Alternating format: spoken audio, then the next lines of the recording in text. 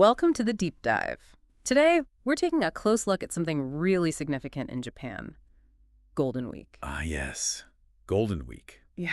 If you ever look at a Japanese calendar around, say, late April, early May, you can't miss that block of holidays. Exactly, it really stands out. It's like a national pause button gets pressed for a bit. It really is. And for 2025, we're looking at Saturday, April 26th, running all the way through to Monday, May 6th. Quite a stretch. Wow, that's substantial. So the main holidays are April 29th to May 5th, but with the weekend and that substitute holiday, it makes it longer. Precisely. And it's easily one of Japan's busiest times for travel, Mm. right up there with New Year and Obon season. Yeah, I've heard that comparison. It gives you a sense of scale. So it's not just one holiday, is it? It's a cluster. That's right. 4 national holidays packed together. You've got Showa Day on the 29th of April, Okay. then Constitution Memorial Day on May 3rd, Greenery Day on May 4th, and it rounds off with Children's Day on May 5th. Got it. So our mission today for this deep dive is to really unpack Golden Week. What's the history? Why is it such a big deal? Yeah, what should people know? Yeah. Whether you're actually planning a trip or maybe just curious about Japanese culture, we want to give a solid overview. Perfect. Okay. So that name, Golden Week, it sounds pretty special. Where did that actually come from? It wasn't decreed by the government or anything. No, not at all. It's actually kind of a fun story. It goes back to 1951 and surprisingly the Japanese film industry. It's the film industry. Really? Yeah. They noticed that ticket sales went through the roof during this specific holiday period, way higher than usual. Oh, okay. So they started calling it a golden opportunity, for business, a real box office success, and the name just stuck. Other industries picked it up. That's fascinating. So it was basically a marketing term that caught on. I love that. Okay, Yeah. but the holidays themselves, they have deeper roots, right? They weren't created in 51. Oh no, the holidays themselves were established earlier, mostly in the years right after World War II, starting around 1948. So post-war period. That makes sense. Exactly. It was a time of rebuilding, obviously, but also a time where there was a push to encourage, rest and celebration. Give people a break. A much-needed break, I imagine. Definitely. Having these consecutive days off was seen as important for morale, for family time, appreciating spring after some very hard years. It speaks to, I think, a cultural emphasis on collective well-being. That really adds depth. Okay, let's look at the individual holidays then. First up, April 29th, Showa Day. Tell us about that one. Right, Showa Day honors the birthday of Emperor Showa. Many people outside Japan would know him as Emperor Hirohito. He had a very long reign, 62 years. Okay, and I heard this date had other names before. It did, yeah. It's got a bit of a history. Originally, it was just the emperor's birthday. Then after Emperor Akihito took the throne in 89, April 29th became Greenery Day. Greenery Day. Why that name? Well, the common understanding, or speculation perhaps, was that it was chosen because Emperor Hirohito had a known love for plants and nature, a sort of tribute. Interesting. But then in 2007, they did a shuffle. Greenery Day got moved to May 4th, and April 29th was officially designated Showa Day, specifically to reflect on his reign and that whole Showa era. Right, so it's about remembering a specific historical period. Okay, next is May 3rd, Constitution Memorial Day. Sounds pretty straightforward, but important. Extremely important. It marks the day the current Japanese Constitution came into effect, May 3rd, 1947, a really pivotal moment post-war. Defining modern Japan, essentially. Absolutely. It laid down the democratic principles, the structure of government. You'll often see newspapers and media around this time running articles reflecting on the Constitution. Its meaning today. It's a day for national reflection on democracy. Makes sense. A day for civic thought. Then we have Greenery Day, which you mentioned got moved to May 4th. What's its focus now? So now, May 4th is purely about celebrating nature. It's a day to appreciate the environment, think about our connection to it, be grateful for, nature's gifts. That's a lovely idea. Yeah, and promoting environmental awareness, too. So while it has that historical link back to April 29th, its focus now is much broader, more universal, especially fitting in spring, of course. Very true. And finally, May 5th is Children's Day. This one sounds quite festive. It really is. It's all about celebrating children, their health, their happiness, their personalities. It used to be known primarily as Boys' Day, or Tango no Seko. Okay, so it evolved. It did. It became more inclusive. Yeah. But you still see traditions linked to that history. The most famous one is probably the koinobori. The carp streamers. Yes, I've seen pictures. They're beautiful. Aren't they? Brightly colored carp flying from poles. They symbolize strength and perseverance, like a carp swimming upstream, qualities parents hope for in their kids. That's a great symbol. And people also eat special foods like kashiwa mochi rice cakes wrapped in oak leaves. It's just a really joyful day focused on the kids. It sounds wonderful. Okay, so we've got the history, the individual holidays. Now, the practical side. We said it's a massive travel time. What does that actually look like? The golden rush, as some call it. Yeah, Golden Rush is a good way to put it. Think about it. A huge chunk of the workforce gets an extended break at the same time.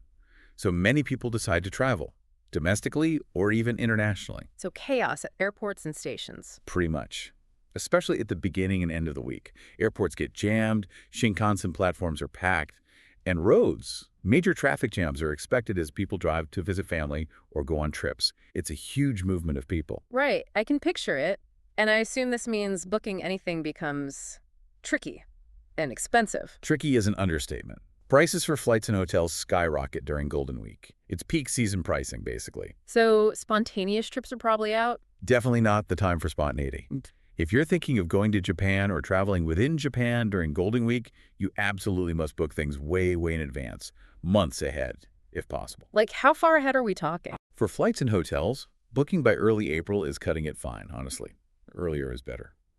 For Shinkansen, especially reserved seats, people often book them as soon as they become available, which can be about a month before, so maybe aim for March. Otherwise, you might just not get a seat or pay exorbitant prices. Wow. Okay, that's a serious heads up. And it's not just transport and hotels, right? The destinations themselves must be crowded. Oh, absolutely. Tourist spots, packed. Famous temples, popular shrines, theme parks, scenic areas. Expect crowds pretty much everywhere. Everyone has time off, and many people head to the same popular places. It makes sense. It's a shared holiday experience. It is. It reflects that value of, making the most of this collective time off. But yeah, crowds are just part of the Golden Week reality.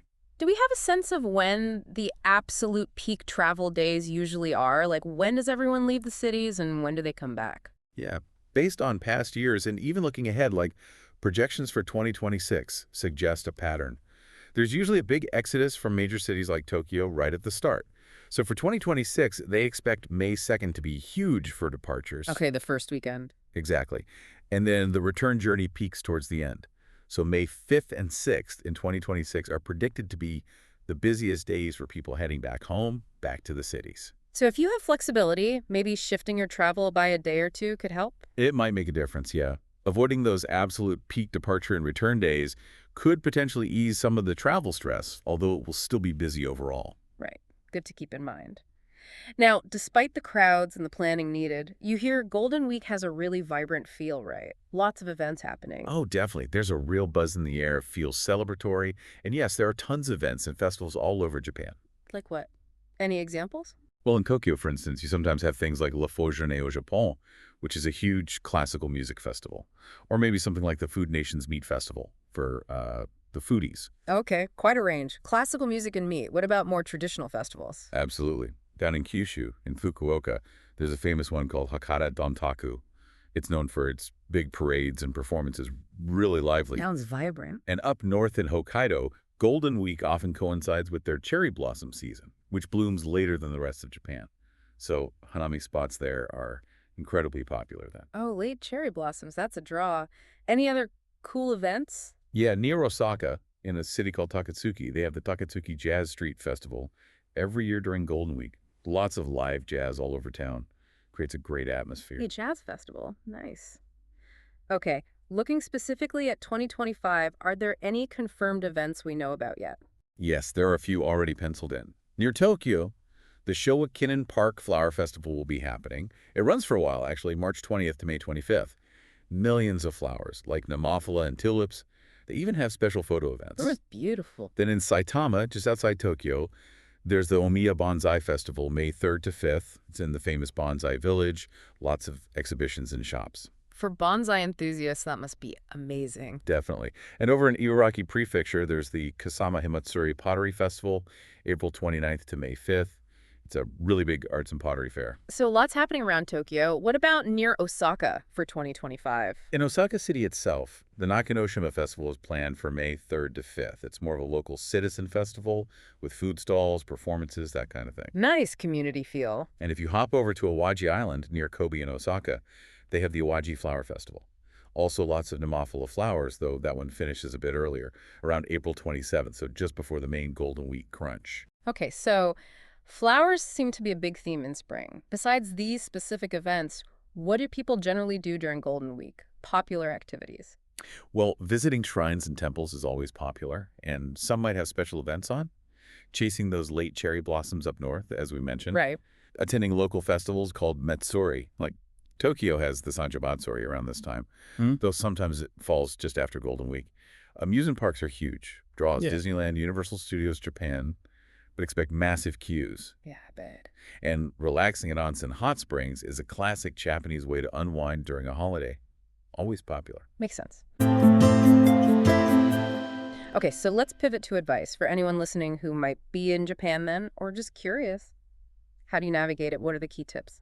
Number one tip, Yeah. without a doubt, book everything way, way in advance. Flights, hotels, train tickets, and especially those Shinkansen seats. We mentioned March for trains, early April for flight hotels ideally. At the absolute latest, yes. Earlier is always safer. And that includes tickets for specific events or popular attractions you really want to see. Book those early, too. Okay, book early. What if you hate crowds? Any strategies? If you prefer things quieter, honestly, the best bet is to travel just before or just after Golden Week. Early April or late May into June, prices might be lower, fewer crowds. It makes sense. But what if you were there during the week? Well, remember that travel pattern? People leave big cities like Tokyo at the start, so paradoxically, Tokyo itself might feel slightly less congested right at the beginning of the week as locals travel out. Same for Osaka. That's an interesting point. Explore the city while the locals are away. Kind of. Mhm. And consider exploring less famous regions. Instead of Tokyo, Kyoto, Osaka, maybe look at Shikoku Island or parts of Tohoku or Niigata, regions like Yamaguchi. They're beautiful, but see fewer tourists. Any specific examples of off-the-beaten-path gems? Sure, maybe places like Ozu in a Hime prefecture on Shikoku, or the Tono and Hanamaki Onsen area in Iwata up north, or Aso Kuju National Park in Kyushu for nature lovers. These places offer amazing experiences without the intense crowds of the major hubs. Good suggestions. But what if you do want to be in Tokyo or Osaka? Any tips for managing within the cities? Yeah, even in the big cities, you can find pockets of relative calm or just different experiences. In Tokyo, maybe do day trips to nearby, less touristy spots, or explore unique neighborhoods like Shimokitazawa or the Yanasen area, Yanika, Nezu, Sendagi. More local vibes. Exactly. Or get outdoors. Yeah. Chichibu is great for hiking near Tokyo. Odaiba offers waterfront fun. Shibuya has cool spots beyond the crossing. Mount Takao is a popular hike. Even a day trip to Kamakura, while popular, can feel different from central Tokyo. Okay, lots of options near Tokyo. What about Osaka? In Osaka, maybe enjoy an outdoor BBQ in a park. Explore the wider Kansai region on day trips. Tsurumi Ryokuchi Park is lovely. Nagashima Spa Land is a big amusement park nearby if you're prepared for queues. And Universal Studios Japan with Super Nintendo World. Huge draw, but expect major waits. Wakayama is a nice day trip south. Daltonbori is iconic, but will be packed. Abino Haruka's Observatory offers great views, or even just an open-top bus tour or visit Osaka Castle, arriving early. So even within the busy cities, thinking creatively helps. Any final crucial tips? Just be mentally prepared for crowds, especially at famous sites and transport hubs.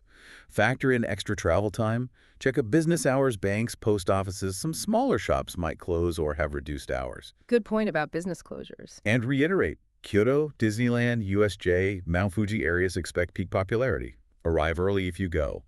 And maybe embrace a smaller local neighborhood festival if you stumble upon one, often more authentic and less overwhelming. Great practical advice. Okay, just so everyone's crystal clear, the dates for 2025 again. Right. For 2025, the core holidays run from Tuesday, April 29th, Showa Day, through Monday, May 5th, Children's Day. But many people take extra days off. Exactly. Those days in between April 30th, May 1st, May 2nd are Wednesday, Thursday, Friday.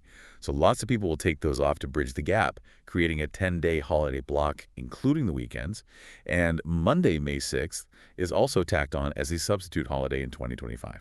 So it really becomes quite a long break for many. Got it. Now, quickly, you sometimes hear about Silver Week. Is that similar? It's a related idea, yeah. Silver Week happens in September, but it's not an annual guarantee like Golden Week. It depends on how the public holidays in mid-September line up with weekends. Ah, so it only happens some years. Correct. When respect for the Age Day and the autumnal equinox day fall close to a weekend, you can get another string of consecutive holidays. If it happens, it also becomes a popular busy travel time. Like in 2024, there isn't one long Silver Week, but 2 3-day weekends back-to-back in September are expected to be busy. Good to know there are other peak times. Okay, let's wrap this up. What are the absolute key takeaways from our deep dive into Golden Week? I'd say. Golden Week is a major, vibrant holiday period in Japan, built around 4 national holidays in spring. It means widespread travel, big crowds pretty much everywhere, but also lots of cool festivals and events. And the planning aspect. Crucial. It's a fantastic time to experience Japan, absolutely, but you have to plan well in advance, book flights, hotels, trains early, because everyone else is traveling too. Excellent summary. It definitely sounds like an amazing, if intense, time to be in Japan. This whole conversation makes you think. Yeah. Well, about how a concentrated block of holidays like this shapes a whole country's rhythm, its traditions, even its economy. It's quite profound. Maybe it's interesting to compare how other cultures handle their national holidays. What does Japan's way of celebrating Golden Week tell us about their values, maybe their priorities? Something to chew on. That's a great thought to end on. It really is. Well, thank you so much for sharing all that insight today. This has been a fantastic deep dive. My pleasure. Always interesting to talk about. Until our next exploration, thanks for joining us on the deep dive.